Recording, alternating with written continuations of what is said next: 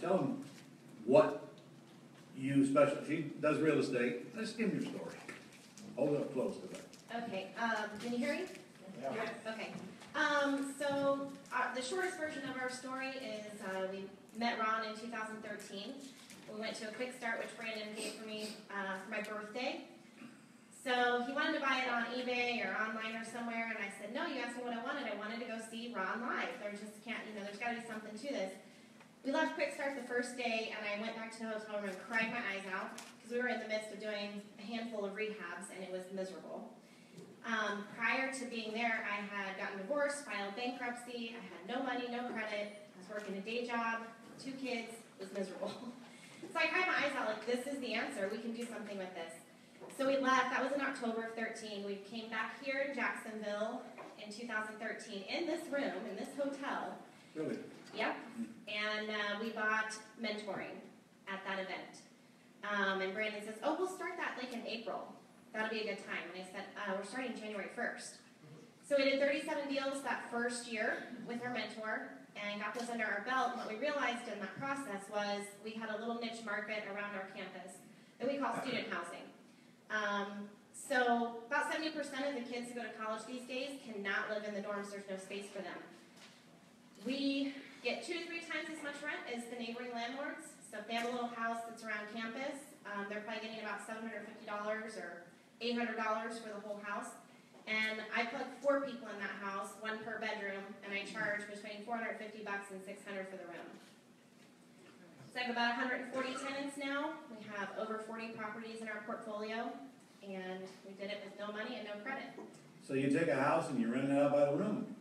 Pretty much. Right? Mm-hmm. And you've gotten very good at it. Mm-hmm. But all responsibility onto the tenants. If one moves, they got to find the replacement. You don't. Correct. You get them on there for a year, so they can't move in and out. Correct. Get parents to sign. Yep. All right. So in other words, you've taken all the irritants and removed it from the business. Yes. So now, Sunday, she's going to take a course on exactly what she does, because it is kind of abnormal for her industry. And what a cash flow machine, assuming you live in a college town, that is. Tell them how many students are in your college. What college are you in? Missouri State University. Okay, which is in Springfield? Yes. All right. How many students is in the college? I think how many live at the college? 6,000. Okay, and how many rooms do the college supply? Oh, that's what the college supplies, and Okay. there's 24,000 enrolled. So there's a whole lot of people that need a place to live. Correct. So you're never going to run out of need for these rooms as fast as you can get them. And how do you convert a house to these rooms? What do you do? Well, we've done it different ways. So sometimes when we buy your way, with terms, owner financing, lease option, a lot of times it's like a parent that put their kid through college and now they don't know what to do with the house, but they fixed it up for their kid to move in. Yeah. So we just take it over and we plug kids right in. So you don't do anything? Nothing to those. Okay, that's what point I was getting Yep. to. They go buy their own furniture, for crying out loud. And we buy don't their buy furniture. Okay. That's too much headache. And so they have one kitchen and one or 2 bathrooms in the house. Correct. All right, and you do put a lock, or do they put a lock on each door? We don't put locks on the doors, and if they change the locks, they have to pay the fee for that. So the cool thing she does is the first one in has to go find the other 3 tenants. Yes. Anyway, cool course. So we're going to take that on Sunday, and that's going to be your product as soon as it's edited, and that'll be her first product to launch her business with. And from there, of course, we're going to add stuff to it, right? Correct. So let's play some math games. Your product's going to sell for what? $9.97 probably? Absolutely. Good. That's the only way my pre-prepared sheet will work out here. Okay. Now, I am guessing that you will have no problem selling at least 20 of those courses per month, and that is assuming you do not take the stage. Because that's most of the goal. Right. She doesn't want to be a Robin Thompson. She don't want to spend her life going from club to club to club, which I've had this conversation with Robin Thompson at least 15 years. All right? That's one way to do it. Stand in front of the stage, flap your lips, and you go home. It's easy, no marketing, but you get half of your purchase or your sales price, plus your own traveling costs, plus your own product costs. So it's not the most efficient way to market. It's just one way, good customer, but a whole world beyond that, which I'm trying to work with her and my other Platinum Inner Circle group. You've got to build your own funnel, which these guys have been teaching you here, at least the online version. There's an offline version that goes with the online version. Mix them together and you've got a dynamic business. Don't mix them together and you're absolutely a slave to the internet, which could take you out as fast as it brought you in. So that's one morning. I would not build a business where everything I do has to happen online, because they're changing it faster than you can keep it up with it, and I promise you, soon you're going to be having to pay a tax to send out an email. So just know you don't make the rules when it comes to online. You have to constantly keep updating and learning what works and what doesn't work, and you can believe about 10% of everything you're told. With the exception of these guys. Except here. I had to put that in there. But you just remember, they know their craft, and it's not as easy as it sounds when somebody's teaching it to you from the stage. Like anything else, though. Neither is anything else, actually. Even her business. But you don't want to build a business where all you're counting on is sending out emails and everybody respond online. There's a whole different, not different, but additional side to that business, and I'll tell you about it here in just a second. So we're going to start with a course, and it may or may not even be the one you want to keep. She may do a good job of it, or she may suck at it. I've already prepared her. It's a good chance she's going to suck at it. It is her first one. All right. I think she'll probably do a good job. But either way,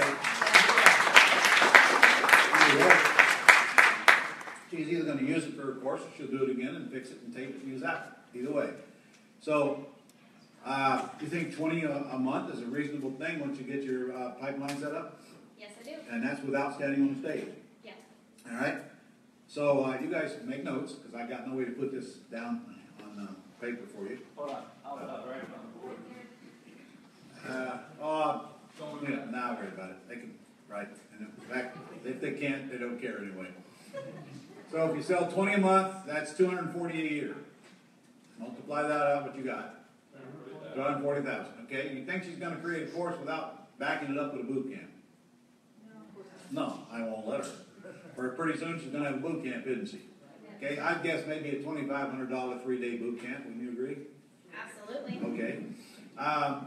Playing around, she'll put at least 100 people in that every year on her own at $2,500. So I want you to forecast that out. Okay.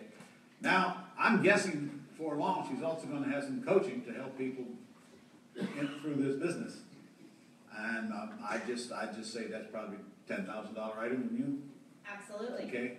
And I mean just putzing around, that's probably at least 20 a year. You think? Absolutely. See how coachable I am? Yeah.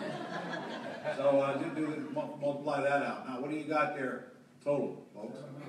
About $700,000. About $690,000 is the answer, right? Okay. And that's first year. Now, if in fact she makes a lot of those sales by actually joint venturing with somebody else like us, or standing on a stage like a real stage or whatever, I think she can reasonably expect about a 25% net profit out of that. So at a 25% net profit, her net would be about $175,000 a year for that basically minimal effort. Is that okay? Huh?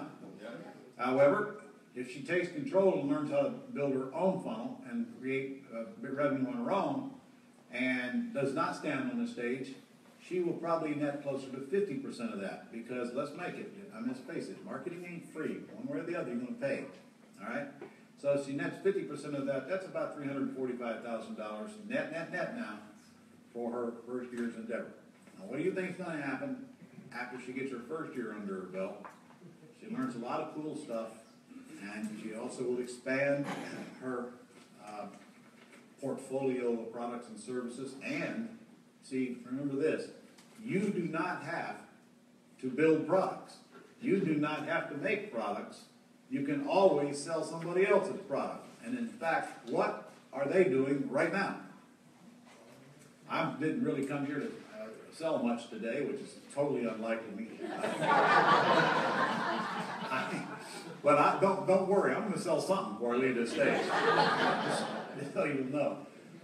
Most of you are already in my summit. That's really the only thing I got to sell you today. So Just go ahead and fill it out if you haven't already, and get that over with. But anyway, I think she's a perfect example of what can happen in your life when you decide that you want it to happen. Now, I'll say it again. Dixie's creating her own course. But I'm telling you, it's just as easy to tap into somebody else who's already got a product that you like already created, that have no clue how to sell it. And don't think you got to go give somebody 50% because they created the product. No. In fact, I'll give you, Carlton Sheets is a good example. Carlton Sheets created the product. Carlton Sheets did nothing to sell the product. Carlton Sheets, back in the 15 years when he was on television, got a single digit royalty from that product. He did okay, because they sold a lot of them. But there's a good case of tapping into somebody else's product and just learning how to sell, which is really all you're here to do, you know. It's all you're here to do. You're learning how to sell stuff. You're getting from the front of the house to the back of the house. Now you're getting behind the scenes. Now you're always going to be an information consumer. But now maybe it's time for you to be an information provider and feed the herd. Thank you very much.